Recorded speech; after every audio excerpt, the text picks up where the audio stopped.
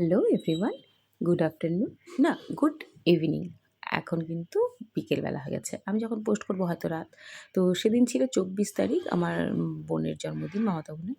তো প্রচণ্ড ঝামেলার মধ্যে দিয়ে যাচ্ছি বলে আর ভিডিওগুলো পোস্ট করা হয়নি। তো সকালবেলা বাড়িতে গেছিলাম। বাড়িতে গিয়ে টুকটাক করে একটু রান্না করে দিয়ে এসেছি। আর সন্ধ্যাবেলায় গিয়ে কেক কাটিং, যদিও খুব একটা বেশি লোককে বলা হয়নি, জানি না। আর মামি তো একদম করতেই চায়নি, ওই জোর জবরদস্তি করে আমি ধরেছি বলে করেছে। আর ওর জন্মদিন ছোটোর থেকে ওই আমার বলার উপরেই হয়, কারণ ও কোনোদিনও মামাকে কখনো বলেনি জন্মদিন করতে হবে, আর মামিও কোনোদিন বলেনি। ওই আমি গিয়েই মামাকে বলি জন্মদিন করো, জন্মদিন করো, তারপরেই হতো। এবং ইনফ্যাক্ট মামার সাথে গিয়ে বাজার ঘাট করার থেকে শুরু করে সবটাই আমি নিজে করতাম মামার সাথে গিয়ে। তো যাই হোক, অনেক বছর পর ও এসছে কুচবিহারে জন্মদিনের দিন। মাঝখানে ও তো বাইরে থাকে, তাই আসে না। তো জন্মদিনে প্রত্যেকবারই ভাবি যে আসবে, কিন্তু আসে না জন্য এই বছরে এসেছে। আর তাই ছোট্ট করে সবাই মিলে সেলিব্রেশন। তো দেখো, আর আমাদের বাড়িতে কিছু হলেই মানে হাসি মজা এগুলো হয়, তো সবাই একটু করে আশীর্বাদ করে নিচ্ছে এখানটায়। আর এবার দেখো, সবার কিন্তু ড্রেসগুলো অ্যাকচুয়ালি সাদা আর কালোর উপর হয়ে গেছে। আমার মেয়ের, আমার বরের, আমার বোনের, সবাই কিন্তু ওই সাদা কালোর উপরেই ড্রেস পরেছে।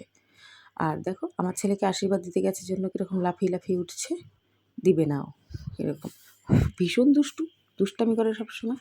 আর আমি কিন্তু এর আগে আরেকটা জায়গায় চলে গেছিলাম, তাই অনেকটা রাত্রি হয়ে গেছে আস্তে সেজন্য। প্রায় 10টা বেজে গেছে, কারো তো খাওয়াও হয়ে গেছে।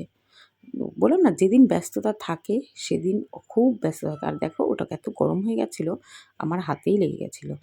আর এখানে পায়েস কিন্তু কেউ খাওয়ায়নি, সবাই ভুলে গেছিলো। আমি বললাম পায়েসটা সামনে দিয়ে কেউ খাওয়ায়নি, পায়েসটাই ভুলে গেছো। তো যাই হোক, সবাই মিলে খুব আনন্দ করে কাটিয়েছি জন্মদিনটা।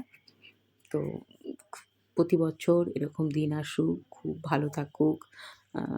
বড় তো অনেকটা হয়ে গেছে, আরও অনেক বড় হোক, ভালো থাকুক, সুস্থ থাকুক। আর আমার ছেলের দুষ্টামি কিন্তু চলতেই থাকে। দেখো, পায়েস খেয়ে রেখে দিয়েছে, আর খাবে না।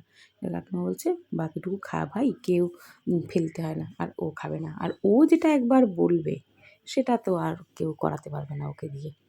এবারে সবাই মিলে আশীর্বাদ দেওয়ার পরে কেক কাটা হলো। কেক কাটার পর তো সেই আমাদের অ্যাজ ইউজুয়াল খাওয়া দাওয়ার পার্ট। তো খাওয়া দাওয়া কী ছিল মেনুতে? ছিল হচ্ছে ভাত, ডাল, ছোটো মাছের চচ্চড়ি, পকোড়া, পাঁঠার মাংস, চাটনি, পায়েস, মিষ্টি। রান্নাগুলো তো ভীষণই ভালো হয়েছিল। সবাই মিলে করা হয়েছিল। কিছুটা মামি করেছিল, ওই কাকিমা করেছিল, আর আমি মাংস-টাংস এগুলো ম্যারিনেট করা ছিল, এগুলো গিয়ে করেছিলাম। মুড়িঘণ্টও ছিল।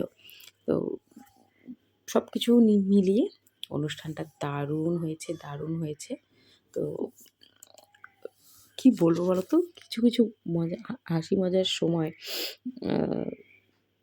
সবাইকে মিস করি। আমাদের বাড়ির ছোট্ট একটা পুচকি আছে, যে খুব অসুস্থ ছিল কয়দিন ধরে। ও ছিল না বলে আমাদের সবারই খুব খারাপ লাগছিল। আমরা বারবার বলছিলাম যে ও আমার বোনের মেয়েটা, তো ও বাড়িতে থাকলেও ভীষণ মজা করে আর আনন্দ করে। আর এই দেখো, এখানে পকোড়া ভাজা হচ্ছিলো, আর এখানে সব রান্নাবাড়িগুলো আমি চট করে একটু দেখিয়ে দিলাম। দুপুরবেলাতেই সব রান্না করে রাখা হয়েছিল। দুপুর বলতে বিকেল হয়ে গেছিলো। আর বাকি তো এই যে সব। আর এখানে চলছে এখন একটু ফটোশ্যুট। মা, দিদি, মামি, কাকিমা, বোন সবাই মিলে একটু ফটোশ্যুট করে নিচ্ছিল। কারণ এগুলোই তো স্মৃতি হয়ে থাকবে না বলো? তা ওরা কিন্তু ফটো তুলছিল, আর আমি এখানে একটু ভিডিও করে নিচ্ছিলাম। কারণ ভাবলাম যে আমার ফোনেও থেকে যাক। তো এরপর ছিল বোনকে সাজিয়ে খাওয়া দাওয়া, কারণ দুপুরবেলা একদম সময় হয়নি, আমিও ছিলাম না, সেজন্য আমি মামিকে খেতে দিলাম। আমি বললাম তুমি দাও, সাজিয়ে খেতে দিই। কারণ আমার মেয়েকে ছেলেকে আমি সাজিয়ে খেতে দিই, ওরাও ভীষণ পছন্দ করে যেন ওদেরকে সাজিয়ে খেতে দেওয়া হয়। তো ওর জন্য আমি সুন্দর করে সব কিছু নিয়ে সাজিয়ে সবার সাথে খেতে দিয়েছি। আর রাত কিন্তু এখন প্রায় অনেকটা, হ্যাঁ 12টাই বাজে। তো থ্যাংক ইউ।